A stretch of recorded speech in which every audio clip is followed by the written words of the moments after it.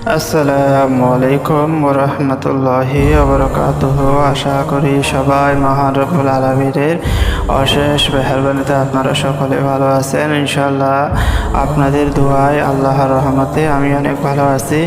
আজকের নকশাটি এমন এক সহজ সরল একটি আমল, শত্রু দমনের, শত্রুকে ধ্বংস করার অত্যন্ত সহজ সরল একটি আমল। শুধুমাত্র নদীর মধ্যে বেশি দিলে হবে নকশাটি। শুধুমাত্র যারা শত্রুর আশেপাশে যেতে পারেন না, যারা শত্রুর কাছে গেলে ভয় পান, যারা শত্রুর মুখোমুখি হতে ভয় পান, কিন্তু আপনাকে ভীষণভাবে পরাস্ত করতেছে, সেই শত্রু চারিদিকে আপনার সাথে দুশ্মনী করতেছে, কিন্তু আপনি দূর থেকে যে কোনো জায়গায় বসে শত্রুর নামের উপরে আপনি এই নকশাটি শুধুমাত্র নদীর তীরে বেশি অথবা নদীর পানিতে বেশি দিলে হবে ইনশাল্লাহ। তবে কিভাবে, কোন সময়ে, কোন পদ্ধতিতে বাসিয়ে দিবেন সেটা জানার জন্য আপনাকে পুরো ভিডিওটি আপনাকে দেখতে হবে। নিয়ম কানুন সম্পর্কে আগে বুঝতে হবে, পরিপূর্ণ ধারণা নিতে হবে। যদি আপনি টেনে টেনে দেখেন তাহলে কিছুই বুঝবেন না, আর না বুঝে শত শত আমল করলেও জীবনও আপনার শত্রু থেকে মুক্তি পাবেন না, আপনার সমস্যার কখনো সমাধান হবে না। সেই জন্য আপনাকে অবশ্যই মনোযোগ সহকারে আমার এই ভিডিওটি দেখতে হবে এবং আমার থেকে অনুমতি নিতে হবে। আমি সেই সমস্ত ভাইদেরকে আমলটি করার জন্য অনুমতি দিয়ে থাকবো। যারা চ্যানেলটি সাবস্ক্রাইব করবে, ভিডিওতে লাইক দিবে, কমেন্টে আমিন লিখে নিজের নামটা লিখে দিবে এবং আমলটি বেশি বেশি শেয়ার করে দিবে ফেসবুকে, ইউটিউবের মধ্যে, বিভিন্ন সামাজিক যোগাযোগ মাধ্যমে।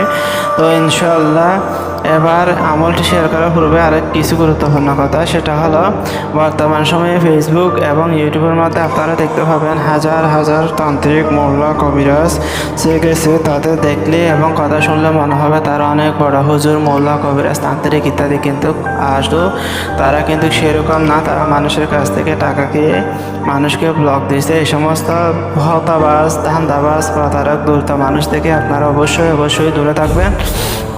কারণ এই সমস্ত মানুষের কাছে গেলে আপনি নিজে প্রতারিত হবেন, কাজের কাজ কোনো কিছু হবে না, আপনার সময়ও নষ্ট হবে।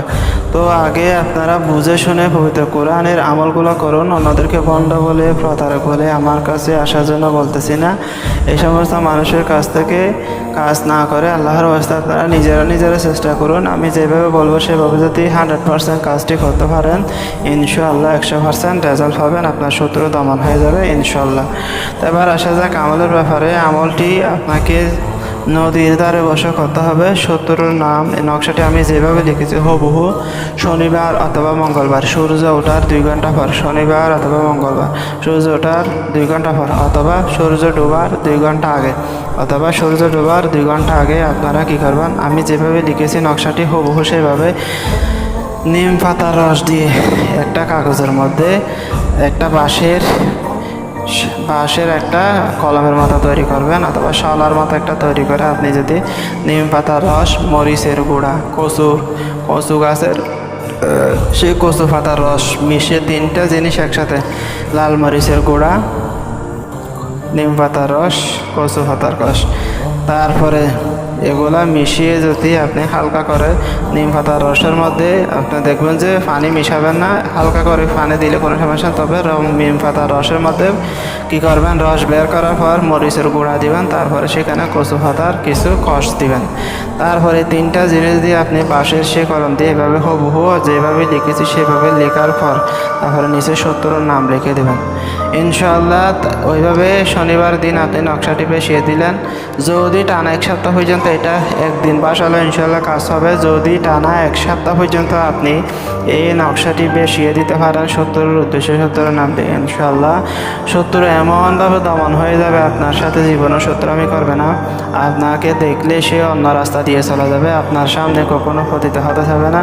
যদিও কোনো কারণে আপনার সামনে পড়ে যায়, সে আপনার সামনে মাথা নত করে চলে যেতে বাধ্য হবে ইনশাআল্লাহ। তার জবান বন্ধ হয়ে যাবে, সে চাইলে আপনাকে তুই করে কোনো শব্দ উচ্চারণ করতে পারবে না।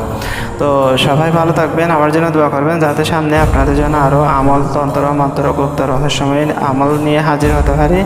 আমার জন্য বেশি বেশি দোয়া করবেন আর আমলটি বেশি বেশি মানুষের কাছে শেয়ার করে দেবেন। আসসালামু আলাইকুম ওয়া রাহমাতুল্লাহি ওয়া বারাকাতুহু।